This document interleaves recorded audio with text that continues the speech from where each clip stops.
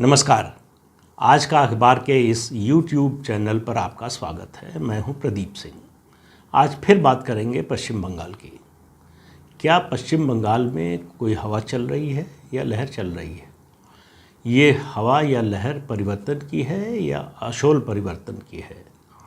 क्या पश्चिम बंगाल में दलित उभार की एक नई लहर चल रही है या कहें दूसरी लहर चल रही है? या फिर पश्चिम बंगाल में सांप्रदायिक ध्रुवीकरण की लहर चल रही है?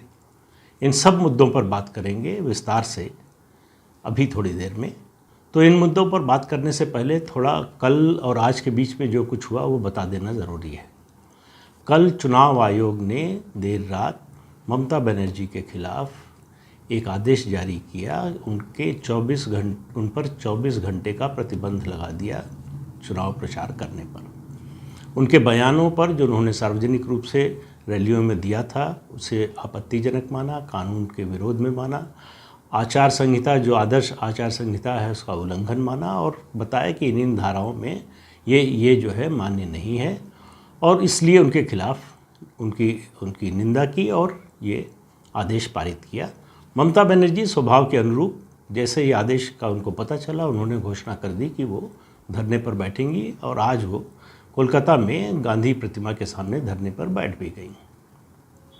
असल में ममता बनर्जी की एक समस्या यही है कि पिछले 10 साल में मुख्यमंत्री रहते हुए भी वो घटनाओं पर, बयानों पर और दूसरी चीज़ों पर रिएक्ट इस तरह से करती हैं जैसे वो मुख्यमंत्री ना होकर विपक्ष की नेता हों। वो इस बात को भूल जाती हैं कि मुख्यमंत्री के नाते जो गरिमा उस पद की है उसके अनुरूप व्यवहार की उनसे अपेक्षा की जाती है। उनको लगता है वो वही विषकन्या हैं, वही विपक्ष की नेता हैं जो फायर ब्रांड नेता कहलाती थीं और उसी तरह से उनको रिएक्ट करने का अधिकार है। खैर ये उनकी अपनी राजनीति है, अपनी सोच है, लेकिन बंगाल में कुछ तो बदल रहा है। मैं ये बात इसलिए कह रहा हूँ कि 2 पत्रकारों के लेख की बात करूँगा मैं, और एक टेलीग्राफ में छपा है और एक ऑनलाइन प्लेटफॉर्म पर छपा है। टेलीग्राफ में माननी चटर्जी ने लिखा है जो कम्युनिस्ट पार्टी की कार्ड होल्डर भी रही हैं, जर्नलिस्ट हैं, बहुत वरिष्ठ पत्रकार हैं, लंबे समय से लिखती पढ़ती रही हैं, रिपोर्ट करती रही हैं। उन्होंने कुछ बातें वो घूम कर आई हैं, उसके बाद उन्होंने लिखा है। उसमें उन्होंने जो बात कही है कि 2011 जैसा परिवर्तन का माहौल लौट आया है। याद रखिए वो बीजेपी की समर्थक तो छोड़िए, सहानुभूति छोड़िए, घोर विरोधी हैं। तो दूसरी बात उन्होंने कहा कि सीपीएम से शिफ्ट हुआ, मतलब डंडा वही है, झंडा बदल रहा है। सीपीएम से टीएमसी का लगा उस पर झंडा, उस डंडे पर अब बीजेपी का लग गया है। और नेता और कार्यकर्ता ही नहीं, मतदाता भी बदल गया है। आगे वो कहती हैं कि जब उन्होंने बहुत से लोगों से बात की है, उनमें से एक को कोट करते हुए कहा है, उस महिला ने कहा कि जब लहर आती है तो उसके साथ बहना पड़ता है। ये उन्होंने रिपोर्ट किया है।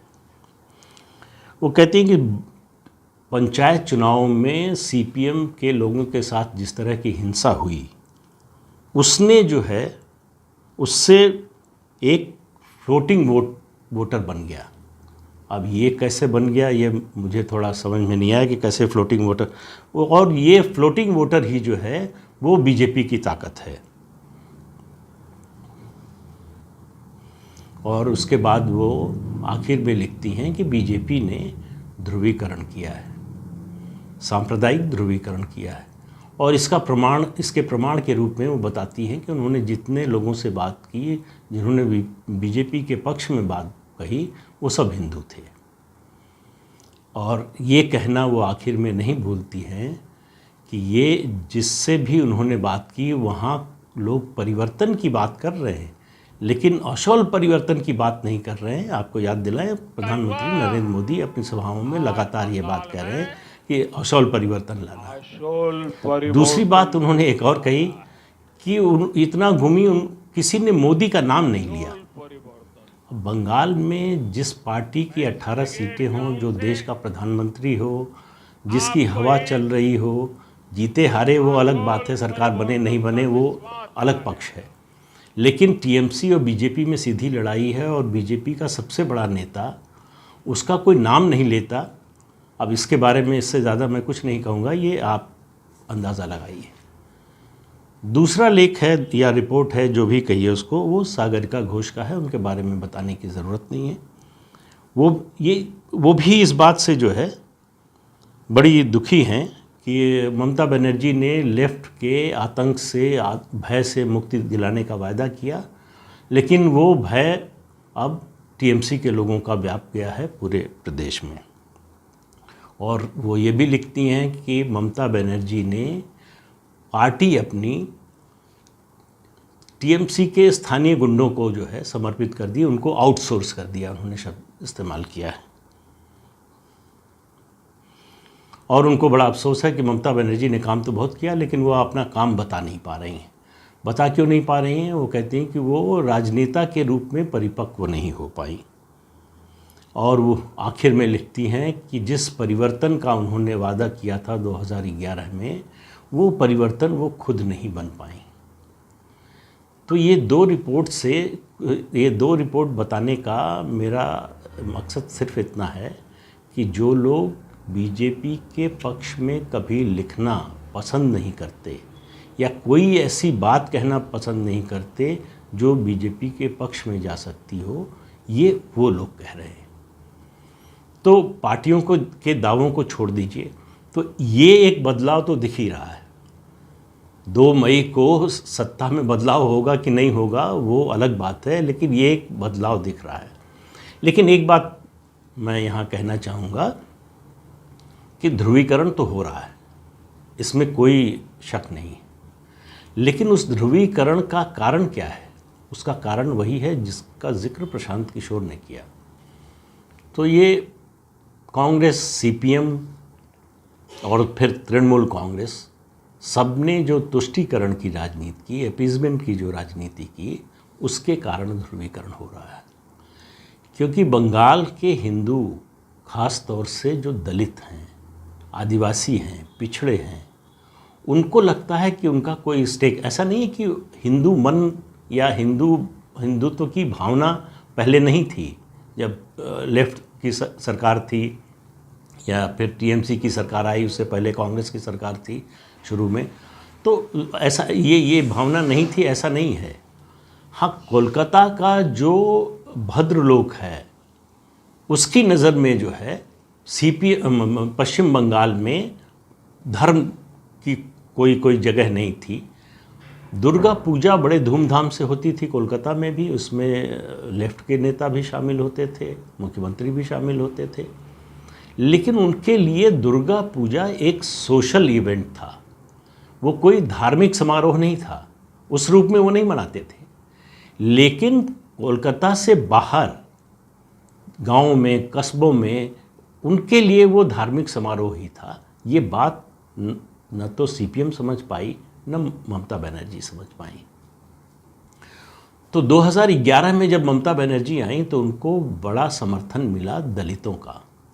तो जो पॉलिटिकल साइंटिस्ट हैं उनका कहना है कि ये बड़ा परिवर्तन था पश्चिम बंगाल की राजनीति में कि पहली बार दलितों ने अपने अधिकार को असर्ट किया और ममता बनर्जी का साथ दिया। सीपीएम ने 34 साल तक इस सच्चाई को ही मानने से इनकार कर दिया कि जाति कोई चीज़ होती है।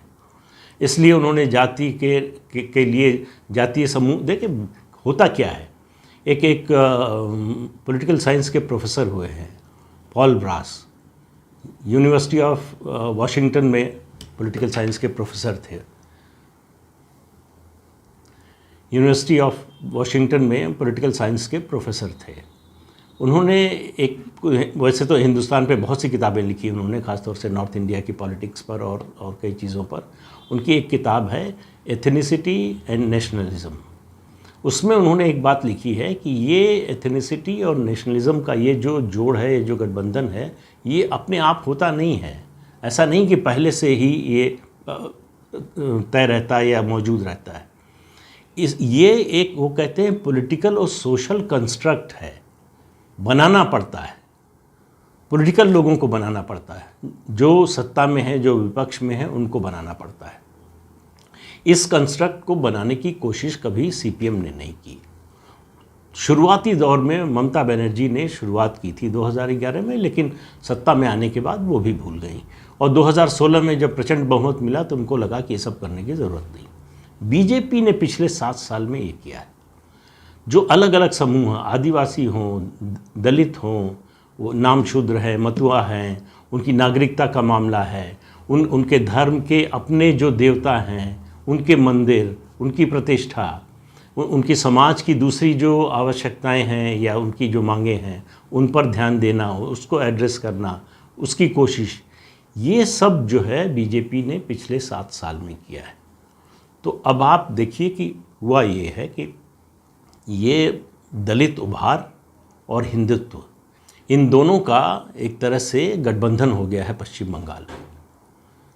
अब उसका नतीजा आपको देखिए, अगर सांप्रदायिक ध्रुवीकरण होता, सांप्रदायिक ध्रुवीकरण की कोशिश होती, तो हिंदू मुस्लिम तनाव होता, दंगे होते या दंगे की स्थिति आती। लेकिन पिछले 3-4 महीने में आपने कभी नहीं सुना होगा कि कोई हिंदू मुस्लिम झगड़ा हुआ या सांप्रदायिक तनाव हुआ। ये जो हिंदुओं का एसेशन है, जो अपने अधिकार को जमाने की, दिखाने की, बताने की कोशिश है, वो दिखाई दे रहा है। और एक मायने में बाकी देश के जो प्रदेश हैं उनमें जो हिंदुत्व की धारा है या विचारधारा है, जो कहिए, उसमें और पश्चिम बंगाल में एक बुनियादी फ़र्क है। बाकी राज्यों में हिंदुत्व ऊपर से नीचे आया है, ऊंची जातियों से चलकर नीचे तक पहुंचा है, पिछड़ों, दलितों, आदिवासियों तक। पश्चिम बंगाल में उल्टा हो रहा है। भद्रलोक इस परिवर्तन में या इस सोच में या इस हिंदुत्व की इस गठजोड़ में शामिल होने से हिचकिचा रहा है। अभी पूरी तरह से अलग भी नहीं किया है, लेकिन साथ भी नहीं है। लेकिन नीचे से दलित, आदिवासी, वो अपने को असर्ट कर रहे हैं। उसका असर आपको जो है, ये जो परिवर्तन की हवा दिखाई दे रही है, ये जो अचानक तृणमूल कांग्रेस का डर निकल गया है लोगों के मन से। 2018 में ऐसी हिंसा देखी कि ये मान लिया कि तृणमूल कांग्रेस के रहते न हमको वोट देने का अधिकार मिलेगा, न हमको नागरिकता मिलेगी, न हमारी दूसरे सुख सुविधाओं के बारे में कुछ बात होगी। हमको तृणमूल के गुंडों का सामना करना पड़ेगा, हमको तृणमूल के कार्यकर्ताओं को कटमनी देनी ही पड़ेगी, हमको इस भ्रष्टाचार के साथ ही जीना पड़ेगा। ये सब बातें जब लोगों ने मान ली, उनको लगा कि अब आगे का रास्ता, मतलब एक बंद गली के मुहाने पर हम खड़े हो गए, तो उन्होंने उस गली का जो है वो दीवार गिरा दी। और वो दीवार गिरी तो वहाँ सामने उनको भारतीय जनता पार्टी नज़र आई, और भारतीय जनता पार्टी ने उनको गले लगा लिया। अब आप इसको सांप्रदायिक ध्रुवीकरण कहिए, बीजेपी का हिंदुत्व का एजेंडा कहिए, हिंदू राष्ट्र बनाने का एजेंडा कहिए, जो कहना चाहते हो आप कह सकते हैं। लेकिन पश्चिम बंगाल में ये परिवर्तन दिखाई दे रहा है। तो ये परिवर्तन ऐसा नहीं है कि अभी चुनाव शुरू हुआ और उसके महीने, 2 महीने, 3 महीने में होना शुरू हो गया। ये परिवर्तन जो है 2014 के लोकसभा चुनाव के बाद से शुरू हुआ, लेकिन बड़ी धीमी आंच पर ये पक रहा था। और 2018 में जो पंचायत चुनाव में 1/3 उम्मीदवारों को पर्चा नहीं दाखिल करने दिया गया, और टीएमसी के दबंगों ने कहा कि यहाँ कोई चुनाव नहीं है, चुनाव उन्होंने घोषित कर दिया कि हम जीत गए हैं। हिंसा हुई, मारपीट हुई, जो भी विरोधी था उसको मारा गया, वोट नहीं देने दिया गया, उसने इसकी आंच तेज कर दी।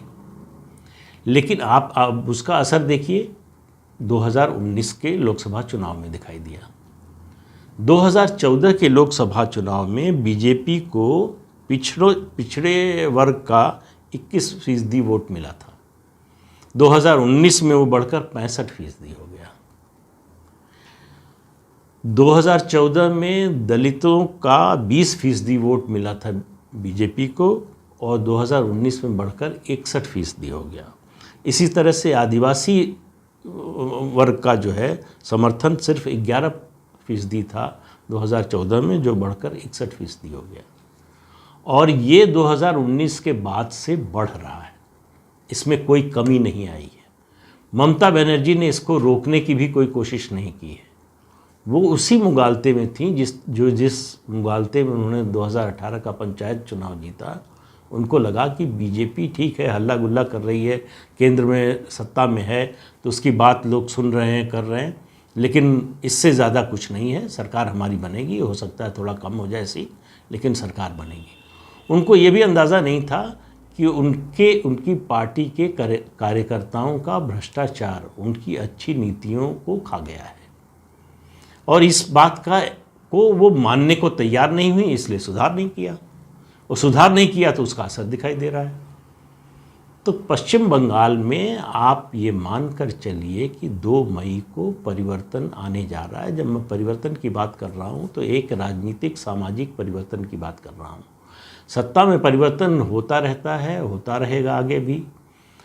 ज़्यादा उम्मीद लग रही कि शायद भाजपा आ जाए सत्ता में, नहीं भी आ सकती है, लेकिन उसकी सीटें 100 या उससे ज़्यादा हो सकती हैं अगर नहीं सत्ता में आती तो भी।